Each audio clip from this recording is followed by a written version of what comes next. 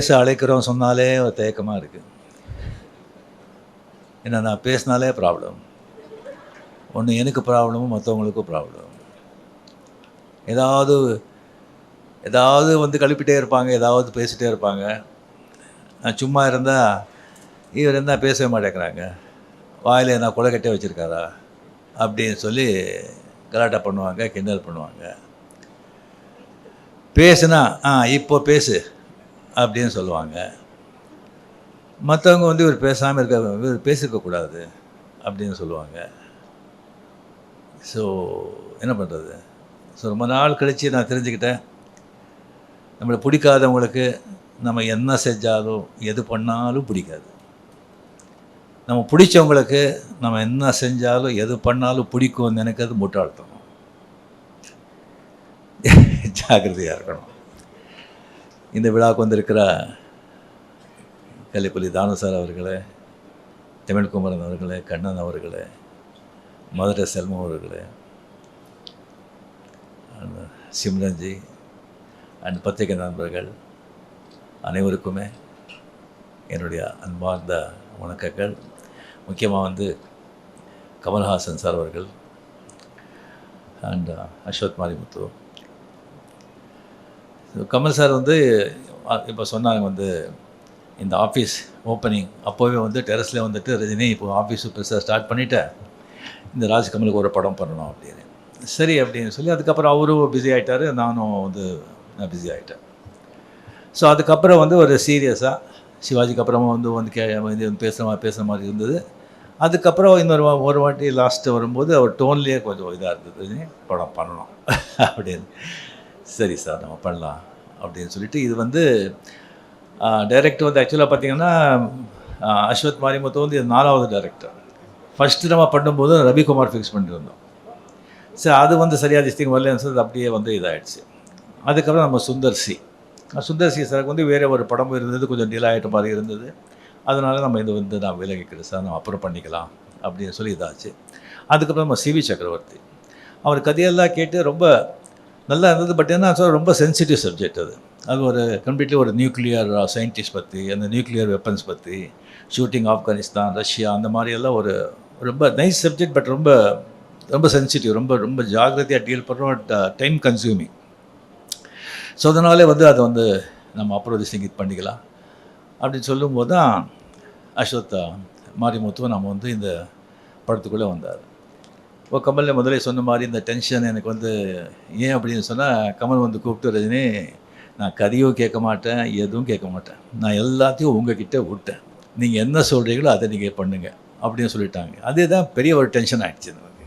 Full responsibility நம்ம போட்ட பிறகு அவ்வளோ பெரிய ஒரு ஜாம்பவான் சொன்ன பிறகு தான் எனக்கு வந்து அதுக்கப்புறம் வந்து அவர்கிட்ட நான் சொன்னேன், இல்லை கமல் சார் இந்த கதையெல்லாம் வேண்டாம், எல்லாம் நம்ம தலையில் கட்டிடாதீங்க, நீங்கள் கதையை கேட்டு நீங்கள் ஓகேன்னு சொன்ன பிறகு தான் நான் வந்து ஃபோர்ஸ் பண்ணி அந்த கதையை கேட்டார்.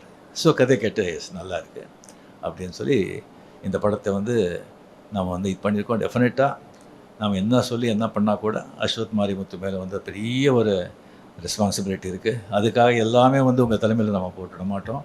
100% நம்ம எல்லாம் சேர்ந்து it's a group work, it's a combined work, it's a team work. எல்லாமே சேர்ந்து நம்ம வந்து ஓன்லி சக்ஸஸ் நோக்கி தான் நாம் வந்து இதை உழைப்போம். டெஃபினெட்லி படம் நல்லா வருவாங்கிற நம்பிக்கை எனக்கு இருக்குது. Very energetic director, young blood. அவர் படம் இந்த டிராகன் படம் பார்த்து எனக்கு ரொம்ப பிடிச்சிருந்தது. அது என்டர்டெயின் மட்டும் இல்லாமல் ரொம்ப டிஃபிகல்ட்டான சப்ஜெக்ட், அதோட ஒரு நல்ல மெசேஜ் வந்து அதில் வந்து கொடுத்துருந்தாங்க. At same excellent has a cameraman and crew. ரொம்ப ரொம்ப ரொம்ப திஸ்டிங் நல்லா வந்திருக்கு. கடவுள் பணத்துக்கு நல்லா வரணுங்கிற நம்பிக்கையும் இருக்குது. அண்ட் கமல் என்னுடைய வந்து ஃப்ரெண்ட்ஷிப் பற்றி ஆல்ரெடி நம்ம எவ்வளோ சொன்னால் கூட அது வந்து கம்மி தான். அவர் வந்து எனக்கு வந்து அவர் செஞ்சுருக்கிற எனக்கு வந்து உதவியா இல்லை என்கரேஜ்மெண்ட்டா இல்லை கோஆப்ரேஷனாக நான் என்ன சொல்கிறதுன்னு சொல்லி அதுக்கு வந்து நிறைய பேர் தெரியாது. 75, 76, 77லலாம் அவர் வந்து மிகப்பெரிய ஸ்டார். அப்போ தான் நான் புதுசாக வந்ததெல்லாம். இளமை மஞ்சள் ஆகிறது நிறைய பேர் பார்த்துருப்பீங்க. அதில் வந்து எவ்வளோ பெரிய பேர் புகழ் எனக்கு வந்து கொண்டு வந்து கொடுத்த படம் அது. அதில் முதல்ல நான் பண்ணுறதா இல்லை, அந்த கேரக்டர் வந்து ஜெய் கணேஷ் பண்ணுறதா இருந்தது. நான் அது கன்னடா, தெலுங்கு, தமிழில் தான் பண்ணிகிட்டு இருந்தேன். அவர் டேட் கேட்கும்போது டேட் கிடையாது. அப்புறம் கமல் வந்து ஃபோன் பண்ணி இன்சிஸ்ட் பண்ணி, இல்லை சார் இளமை மஞ்சள் ஆகிறதுன்னு போடுறீங்க, நீங்கள் ரஜினி போடுங்க, ஸ்ரீதர் சார்கிட்டே சொல்லி அதுக்கப்புறம் அவரே என்னை ஃபோன் பண்ணி, ரஜினி நான் கூட டேட்டெல்லாம் அட்ஜஸ்ட் பண்ணி தான் பண்ணுறேன், நீங்கள் பண்ணுங்க வாங்க நல்லா இருக்கும் அப்படின்னு சொல்லி அவரால் தான் அது இளமை கொஞ்சம் அடிக்கிறது படமே நான் பண்ணது. அதில் ஒரு சீக்வன்ஸ் வருது, அது படம் பார்த்தவங்களுக்கு தெரியும். கமல் வருவாங்க, நான் இந்த பக்கம் நின்றுட்டு அவர் பேர் கூப்பிட்ற, கமல் இந்த பக்கம் பார்க்குறாரு, இங்கே இங்கே அப்படிங்கிறேன். இன்னும் ஒரு வருதுக்கு முன்னாலே வந்து நான் டேரக்டர் சார் ஸ்ரீதர் சார் கிட்ட பேசும்போது நான் இப்படி பண்ணுறேன்னு சொல்லும்போது, சரி நல்லா இருக்குது, பட் கமல் ஒன்றும் தப்பாக நினைக்க மாட்டாரா அப்படின்னு கேட்டார். இல்லை சார் டெஃபினட்டாக நினைக்க மாட்டாருன்னு. சரி பார்க்கலாம். சரி வந்தாங்க கமல் இப்படி நான் சொல்லிட்டு இங்கே இங்கே கமல் ரஜினி சூப்பர் அப்படின்னு சொன்னார். So Suriya sir we appreciated so much, இவ்வளோ அண்டர்ஸ்டாண்டிங் இருக்குது, ஸோ நைஸ் அப்படின்னு. ஸோ ஈவன் அந்த ஆடுபுலி ஆட்டம் அந்த படம் பார்த்தவங்களுக்கு தெரியும். ஒரு மோட்டர் பைக்கில் ஷேவ் பண்ணிகிட்ருப்போம். ஷேவ் பண்ணிகிட்டு இருக்கும்போது இன்ஸ்பெக்டர் இன்ஸ்பெக்டர் வந்துடுவான், போலீஸ் வந்துடுவோம். அப்படியே ஓடி போகும்போது அதுக்கப்புறம் பைக்கில் போகும்போது அவர் ஷேவ் பண்ணிட்டு தானே இருந்தேன். சரி ஷூட் பண்ணும்போது சார் ஷேவ் பண்ணிவிட்டு நான் ஓட்டுறேன் அப்படின்னு சொல்லும்போது எஸ்பி முத்துராமன் ஷேவ் பண்ணிவிட்டு ஓட்டுறதா, ஐயோ என்ன இது, அதெல்லாம் வேண்டாம். அப்போ கமல் பக்கத்தில் இருந்தார், சார் நல்லாயிருக்கும் சார் அது, இதெல்லாம் புதுசு, அவர் புதுசு பண்ணால் நல்லாயிருக்கும், இந்த மாதிரி நான் சொல்லிகிட்டே போகலாம். அந்த மாதிரி ஒரு கமல் செஞ்ச அந்த உதவிக்கெல்லாம் என்கரேஜ்மெண்ட்டுக்கெல்லாம் அவருக்கு அது சொல்லிகிட்டே போகலாம். அது டெஃபினெட்லி. ஸோ இந்த படம் நாம் பண்ணுறது ராஜ்கமலில் எனக்கு அவ்வளோ சந்தோஷமாக இருக்குது, அவ்வளோ ரெஸ்பான்சிபிலிட்டியாக இருக்குது எனக்கு. அண்ட் இப்போவும் சொல்கிறேன், கமல் சார் அப்படியே விட்டுடாதீங்க, படத்தில் நீங்கள் பார்த்து அப்பப்போ உங்களுடைய நீங்களும் இன்வால்மெண்ட் இங்கே இருக்கணும். அண்ட் இந்த படம் டெஃபினெட்லி நல்லா வரும் அப்படிங்கிற நம்பிக்கை இருக்குது, நல்லா வரணும். அண்ட் உங்களுடைய பிளெஸிங்களால் நாளைக்கு படம் ஷூட்டிங் ஸ்டார்ட் ஆகுது. அண்டு சிம்ரன்ஜி கூட ஆஃப்டர் பேட்டை நம்மளுடைய பேர் ரொம்ப ரொம்ப ஜனங்கள் லைக் பண்ணாங்க. அது ரொம்ப கம்மியாக இருக்குது அப்படின்னு நினச்சாங்க.